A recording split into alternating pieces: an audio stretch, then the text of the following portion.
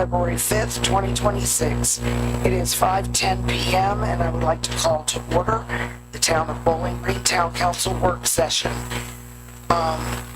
Ms. Davis is not with us this evening for this meeting. Mr. Voigt? I am here. Mr. Webb? Here. Vice Mayor Coyle? Mr. Stork is not with us at this time. Mr. Hageman? Here.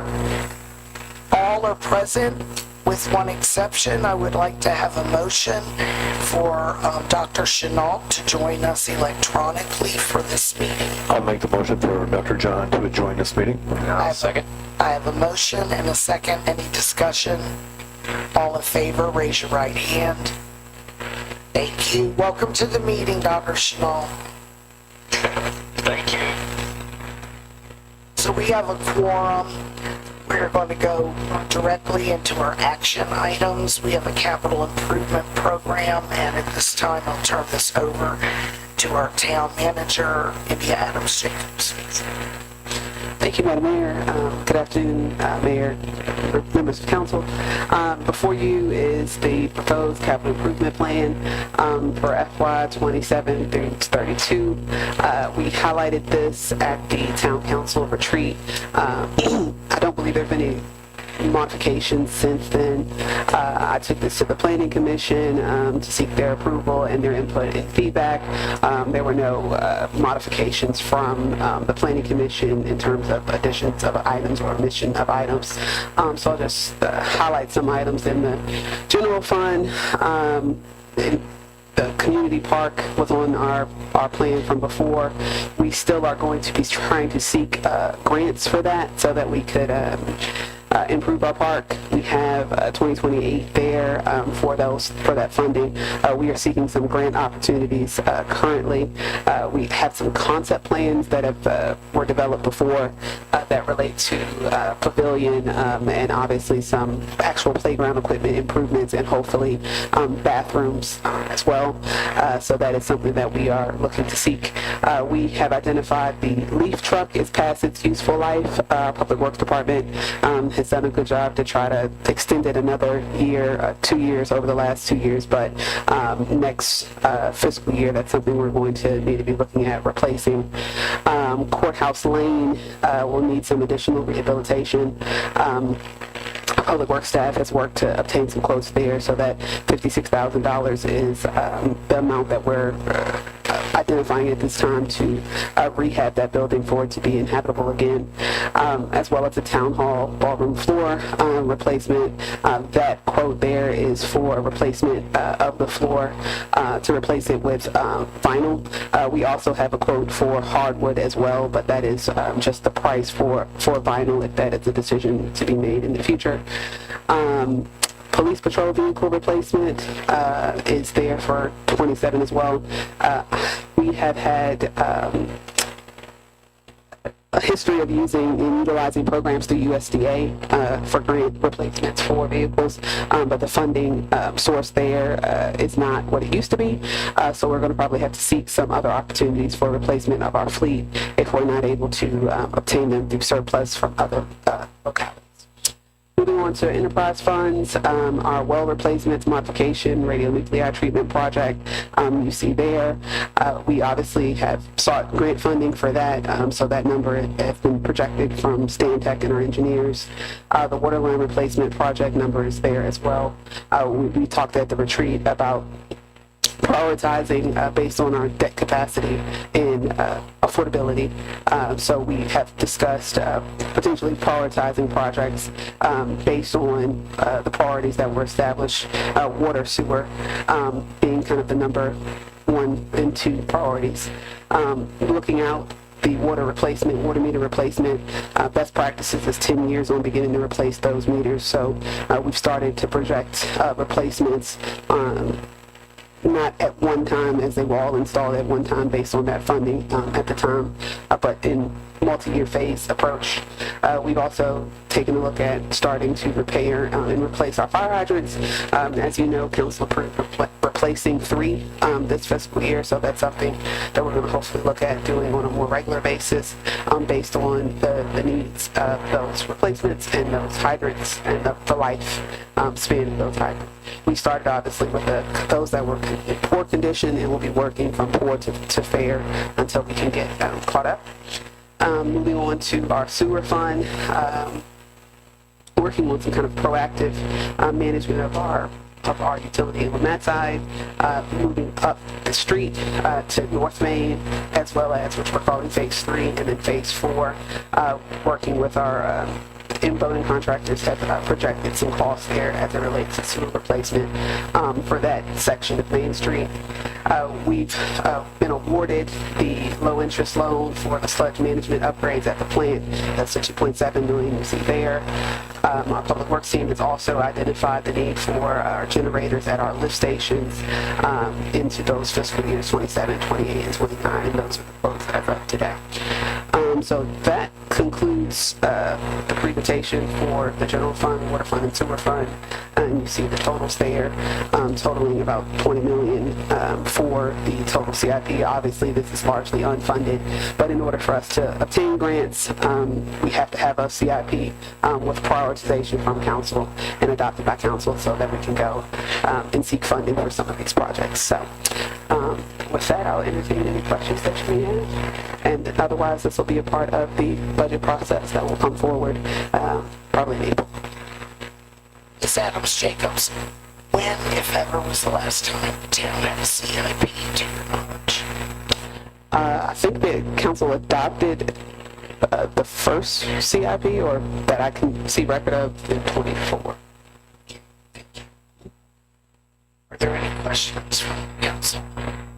I guess just to touch on that aspect and what you're just saying at the end of your short report there, can you go ahead and re-clarify for the public the aspect of how this is not directly pledging or allocating funds? You could go a little more in depth on that. Sure. Yeah, CIP is a plan, just like the budget is a plan. This does not tie council to any decisions from a funding perspective.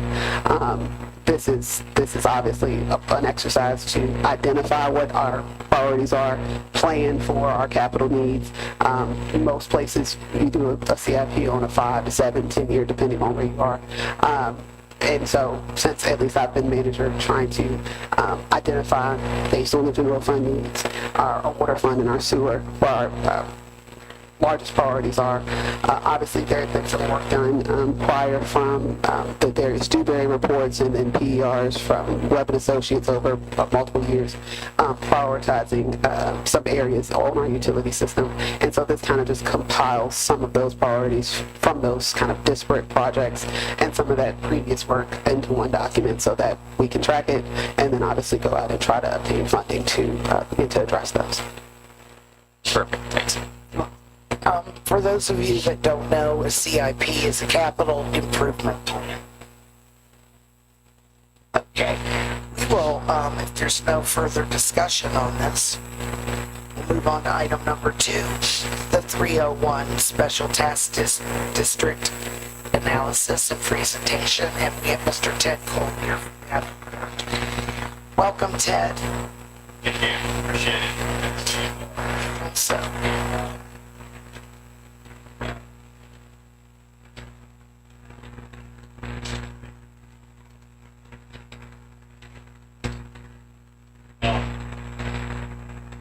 There we go. Good. The information's coming around, and for those that were at the retreat, this is a repeat. For those that weren't, this will be new information. And we have just recapped at the very end where we have a recommendation that the direction we think that we've received from council at the retreat. There's lots of things in the appendix that I don't plan to go through, but they're there if there's ever any questions on some of our analysis. So what I'd like to cover is the executive summary pages and kind of walk you through what this exercise has been about. And I'm going to talk off of first page 4, sort of set the stage. The Route 301 utility service district was established by an ordinance in July of 2011. And there, the impetus behind that was to help fund water and sewer improvements in the 301 North Corridor, improve business development opportunities, as well as residential utility service. There was a bond issue done in 2010 on the fourth bullet for $3,705,000, and it was documented and sort of we found information to substantiate that it was the intent that 26% of the annual debt service on that 2010 bond was to be serviced or paid for from a special tax in the district. So 26% of the 2010 bond annual debt service was to be paid from a special tax that is levied just within the district. And at the very bottom, you'll see the total annual payment on that 2010 bond was $250,000 a year. 26% of it, $65,000 a year. That is the amount of the annual payment that was to be covered by a special tax. And the remainder, 74% or $185,000 a year, was covered from the town generally, right, from the town's general budget. And so with that was kind of our starting point. What ultimately happened as you get into page 5 is that 2010 bond has been refunded a couple of different times. There has been some, when the refundings were done, it was shortened, it was extended, there was some new money added along the way, and it currently sits within the 2018 USDA bond, right? So that's where that 2010 bond is today. But along the way, additional funding was added and the debt was extended pretty significantly. So we've spent time going back and kind of looking at that progression and tracking the original 2010 bond, and specifically the 26% of that was for the district, through those different refundings, and where does it land today in 2018 bond. And I think that's what a lot of this in the appendix, and I'm happy to go through that at some point if you'd like to. But what we're trying to get to is, for you all going forward, what is the annual amount of debt service that is the 2018 bond? How much of that annual payment can be attributed back to the original 26% of the 2010 bond for the district? We've looked at it two ways at the bottom of page 5. The first is tracking it all the way out to 2059, which is the final payment of the 18 bond. Okay, so the 18 bond matures in 2059, and we were able to demonstrate that 26%, that original 26%, if we were to pay it all the way out to 2059 over there, it would be about $33,000 a year. Okay? Remember, originally in 2010, it was $65,000 a year. But the 2010 bond matured in 2041. So there's two ways to look at the 2018 bond and the portion of it that tracks back. One is, if you assume we're going to pay this off by 2059, we would need about $33,000 a year from the special tax. If we held ourselves, scenario 2, to ending the special tax in 2041, which was the original term of the 2010 debt, the annual payment would be about $51,000. Remember, if we never touched the 2010 bond, it was $65,000. So under scenario 1 or scenario 2, we're looking at a lower annual payment attributed to the district, and that's because we've refunded it and we've gotten to lower rates. So that's all very positive, and I think the question that is before council is getting this cleaned up and being able to track it more accurately than has been able to be done over the last few years. do we want to track it with the mindset of it's paid and done in 2041 or it's paid and done in 2059? The 65,000 is 26% of the original money. Would that amount have stayed, had we never touched that money, would it have stayed 65,000 Yes. till the end of the, Till 2041. and that is being dispersed between the same number of business, commercial lots out in that area? Is that my understanding? So that original 65,000 a year, that's what was due from special tax, right? The special tax rate each year would be a function of the assessed value in the district and how many pennies needed to generate $65,000 a year. Those pennies. So it is levied on all, it is to be levied on all taxpayers within the district, but how many pennies are needed in any given year is a function, because all we need is 65 a year. This is under the original deal. All we needed was 65 a year. So if the tax base was growing, which it has, everybody should have a lower tax rate to generate the same 65,000.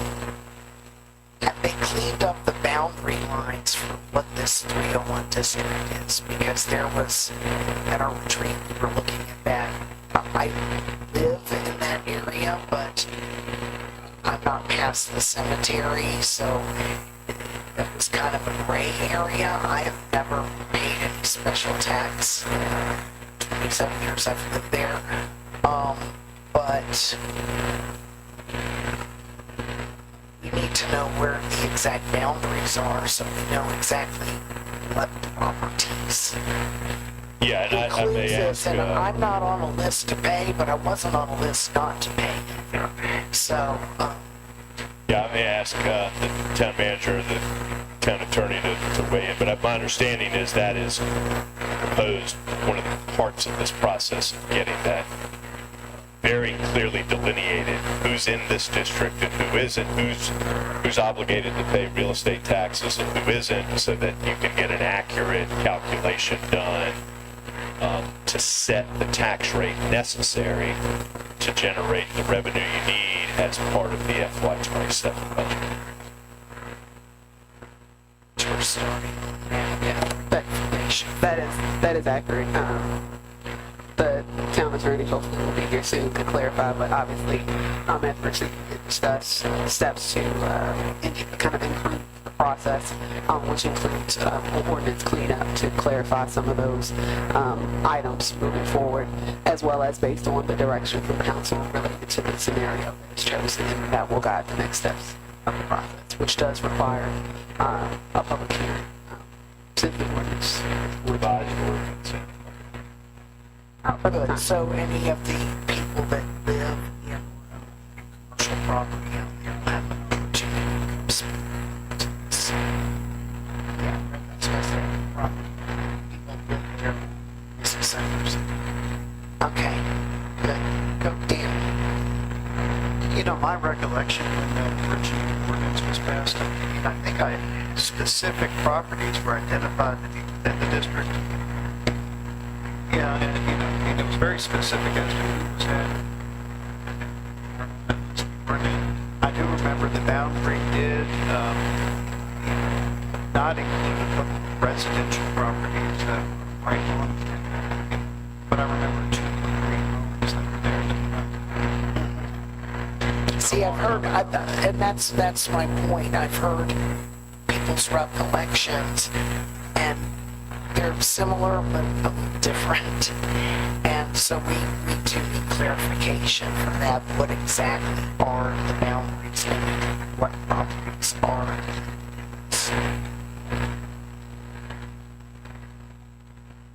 I mean, what I remember is there was a list, a very specific list within the ordinance that identified exactly which tax map. And that's what, But I have not gone back and looked at anything, but that's the recollection. Councilman Voight and I looked at that at the retreat, and that's when he said, oh, here's the good news, you're not on the tax list. Here's the bad, you're not on the non-tax list. So, but it's very unclear. Yeah, there's some information in Appendix F that it is the ordinance from 2011, and there's a few maps in there. All of that is in Appendix F that I think is the information that's been gathered to date that dates back to the original and could be helpful in discerning what needs to be cleaned up and clarified, etc. Yeah, I mean, it looks like an Exhibit A, and we didn't clearly identify which tax parcel. Which page? It's page 5, Exhibit.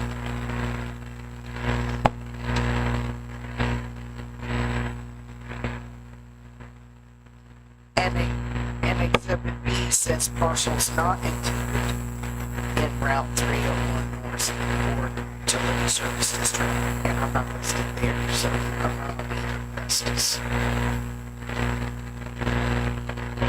Ones that were included were because they were at the time not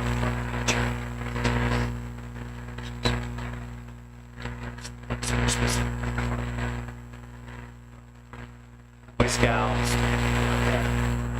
they're listed EFW.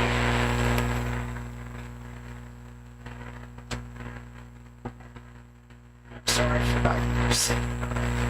This is all bad. Yeah, you did, I'm sorry. Go ahead. Okay. Not a nonprofit. So, does that automatically get included? It's within the district now? Reasons I recommended in talking with staff, That's approved. updating the ordinance. It's very confusing. It did two things. First of all, the text of the ordinance says everyone goes for something else. And then it said, and later it says, well, here's the one, and then and it means specifically based on your status. Right. So it does not say saying all tax properties in identified district or subject. It says another thing it doesn't account for. It's if a parcel is filed. So you have a parcel, and I don't know if this has happened or how many times it's happened, but if it's included originally and then it's subdivided 3 times, that should be accounted for. Right, still. Right, so those are the kind of cleanups that they would make sense. And that's just from sort of legal standpoint, making sure it's good. Right? For everyone. Ted and his team, staff is how to calculate expenses. So, if you go to page 6, we're going to talk about these two scenarios. Remember, scenario 1 is tracking this as if it goes out to 2059. Again, that date is specific. I'm in the front of the book again, not the appendix. 2059 is the current maturity of the 2018 loan. And scenario 2 is 2041 final payment, which is the original 2010 final payment. We're talking about some tax rates here, right? We got to generate a certain amount of money to service this piece of debt that was originally 26% of the 2010 bond. We're backing into some tax rates, which is pennies per hundred, just like your regular town rate. And we have a number, I don't remember exactly what this is as of, maybe it's FY24 or whatever, but the total tax base out there is about $8.5 million. So just take that at face value for now. That will get cleaned up and more accurate as we figure out exactly who's in and get the most recent tax values from the county. But go with me that all the taxable property out there right now is valued at $8.5 million. Scenario one, which is the longer payback, but it's annually about $33,000 a year, right?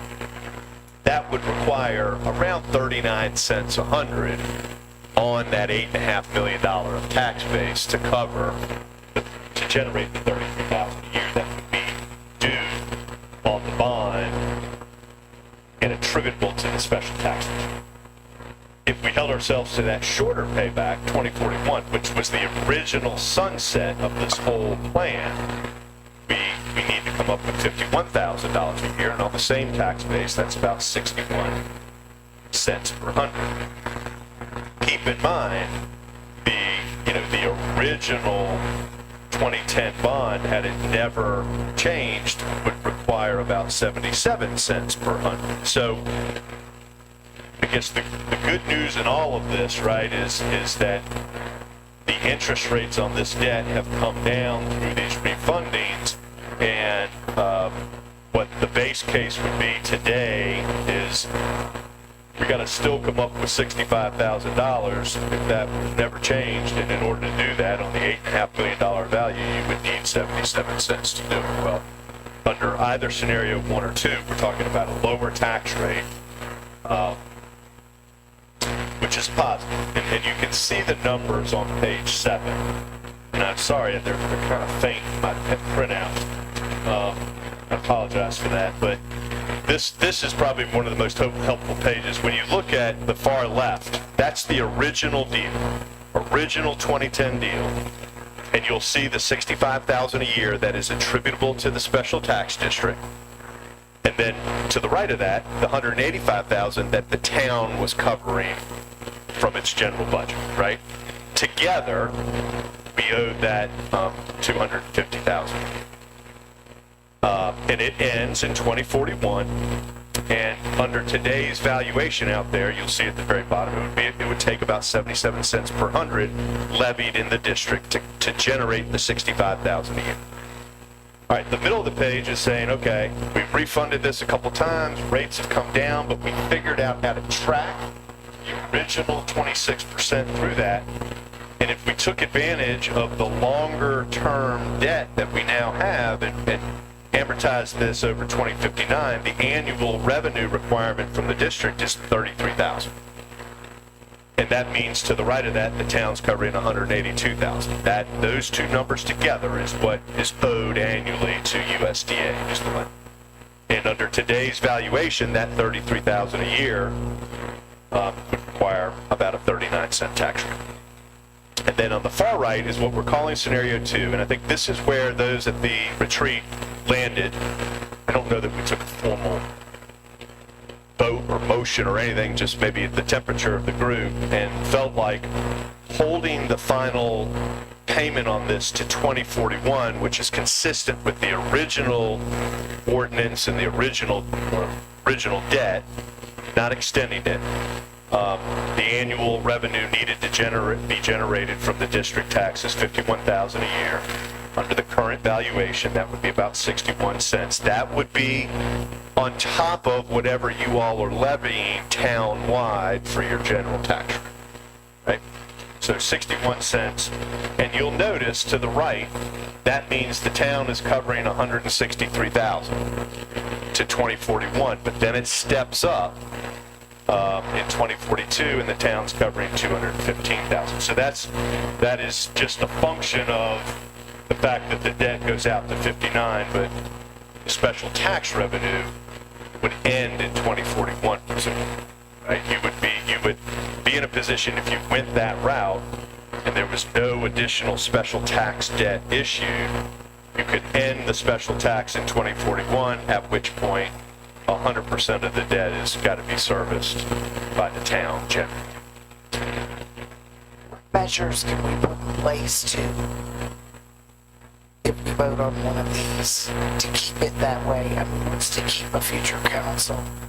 I'm a bag of refinancing again and messing everything up. Well, This is very confusing, and it's confusing to the people that on land out there too, Yeah. because they're trying to figure this out. Lots of things to be, as Jeff said, to clarify who's in. But I think there should be a schedule. This is what is owed from the special tax revenue. And if you go with scenario 2, it's $50,000 a year. If we could show that as a defined fiscal year payment necessary. I'm sorry. Okay. And I'll follow up on that. Yep, and then as part of the budget, you have the latest assessed values of all the parties that have to pay, and you set the rate accordingly to generate the 51,000. So the tax rate is expected to move around. Hopefully it's moving lower as the values out there are increasing, because you only have to generate the 51,000 a year, and then maybe there's a discussion in there that is, this shall end in 2041 or whatever Jeff says, and if it ever is refunded, that schedule will replace the current schedule, and let's say it's refunded and you get savings. Now the annual payment's $45,000 a year. I mean, you would want to pass that along to taxpayers. Can I ask a clarifying question? In the event that land values went down, there's also a possibility where the rate could increase, correct? Okay, just wanted to make sure that was clear for folks. The tax rate's got to be set to generate, at this point, follow scenario 2, $51,000 a year, regardless of what the valuation is.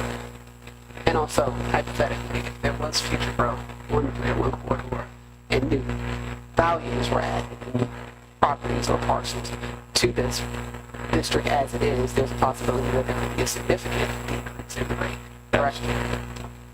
And it's not, let's say there's 100 parcels, it's not everybody pays 1/100th. Everybody's paying based on their value, the sum of which has to generate 51,000.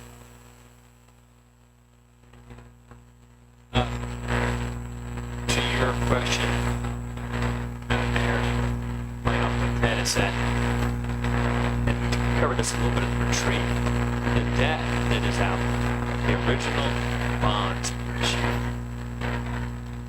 and the subsequent refunds, none of those are contingent on this district being in place, special assessment. So you don't have the requirement of debt instruments that say, like say you have to a certain level to creditor to pay bond. That's not the case here. Actually, the debt was issued through Bank of Vietnam Finance at the time, and the next year comes an instrument to presumably generate a portion of funds to subsidize the debt, attributable to the 6% debt. So what that means is, to your question, nothing prevents the subsequent council from changing how this is done, because you're not subject to restrictions. You don't get rid of this. If the new ordinance could not set it to 6%, I don't know where that came from, why that settled. So council does have a lot of flexibility. And I mean, what we're trying to say, what I'm trying to say is, very least, if this program moves forward, clarify itself, how it applies, how this council intends to apply. And we can work on draft ordinance and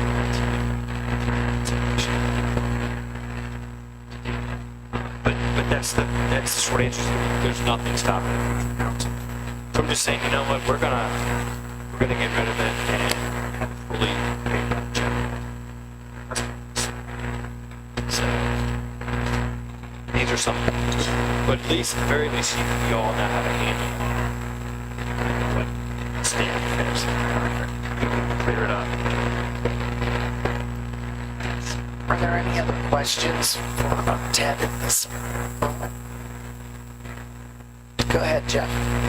I was just going to clarify and add on to what Jeff said is based on the timing of kind of the process based on the direction from the retreat, we are looking for action tonight. So on a scenario so that we can move forward with the public hearing requirements and notices that have to start relatively quickly for us to meet the March deadlines, as we've been advised by bond counsel as well. And one more clarification, I guess I agree. One more clarification for that. The current debt does require, current debt, that was this original debt was rolled up into this project's done. Does require that the general requirement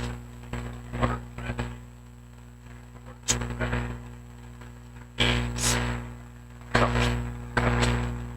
So that's a standard. I mean, as long as the town is paying that, our council's fair to stop but it isn't a requirement in that water is sufficient to generate that is out still, but not directly tied to this. Okay, if we take action, we are going to take some sort of action tonight. This will be an emergency. And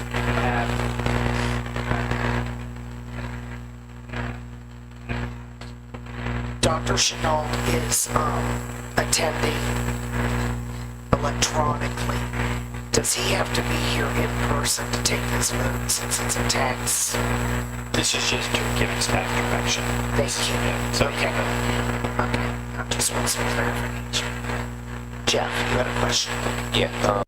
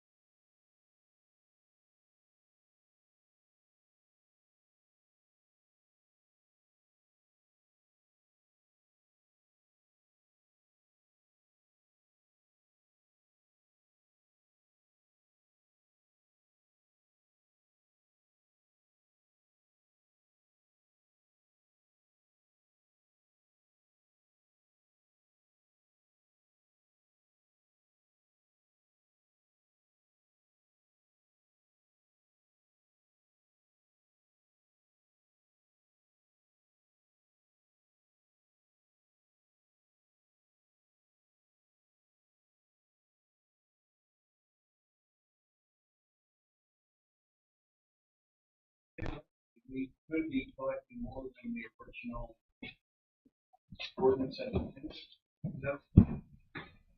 Correct. And I think that that's back to Attorney's point, that 26% is based on the calculation for that 61 pennies that he's talking about today.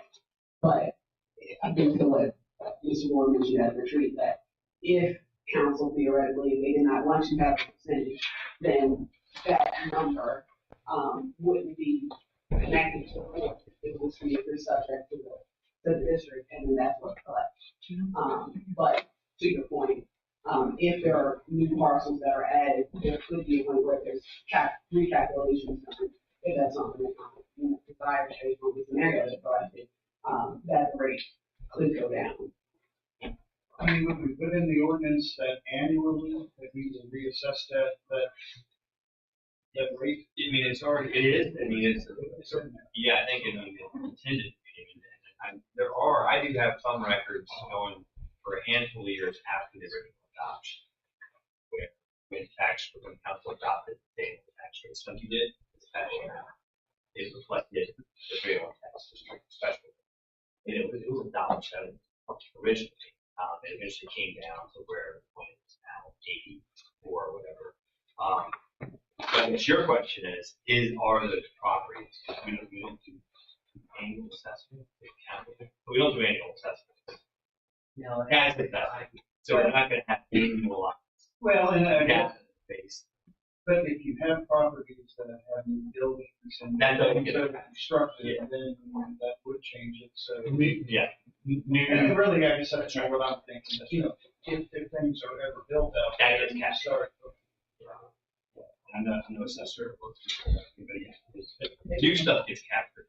The Commissioner Revenue's office sends our Yeah. new property. So those would be. But other than that, yeah, it would be a 5-year reset except for the new agreements. Any other questions? Reed? Go ahead. One of the, I guess, clarifying questions that Jeff, I think we need to know prior to cleaning up ordinance is the percentage something that council wants to keep? Because I think that's a big piece of the conversation as it was initially adopted and drafted. Yeah, and so all of Ted's number crunching is part of it's, rooted on getting to that 26% of the original debt.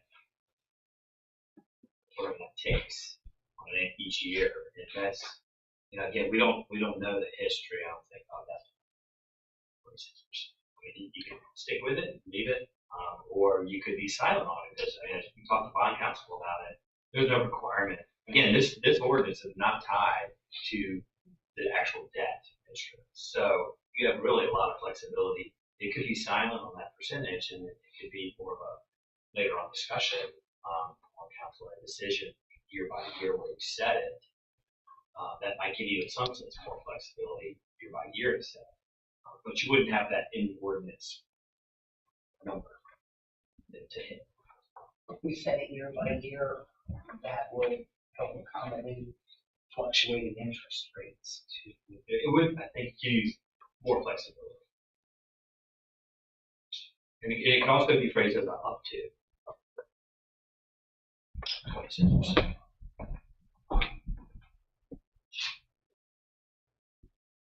Then that important to have to crunch those numbers again. But they can do that.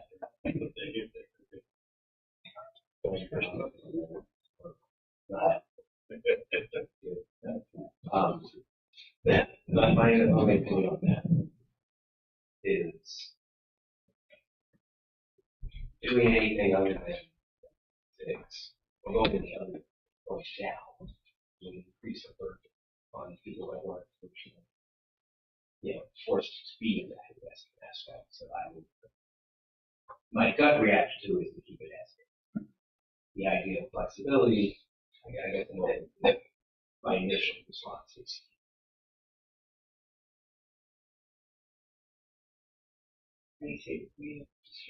Yeah, when we were at the retreat, we kind of said we wanted to keep it at the 26th and ended in year 2041. So we were all kind of in agreement on scenario number 2. And I would, I mean, I don't know if we're taking a motion on this tonight to get Patsy's done it. I would like to make a motion that we Just direct staff to prepare that. yeah, I would just like to make a motion for staff to prepare scenario 2 on this tax levy for the special district. So the motion, a second, any further discussion? I'm sorry, John? John, are you there? Yes. You're so quiet, I'm sorry, I forget to ask you. Do you have any questions? Okay, good. I'm gonna ask the deputy clerk to take a roll call at this time. Councilmember Hagan. Yes. Vice Mayor Coyle. Yes. Councilmember Webb. Yes. Councilmember Boyd. Yes. Councilmember Chenault. Yes. Motion carries unanimously. I'd like to call for an adjournment at this time. There's no other business. Make a motion to adjourn the work session. Motion, second from Vice Mayor, all in favor, raise your right hand. See you in a few. Okay, thank you, John.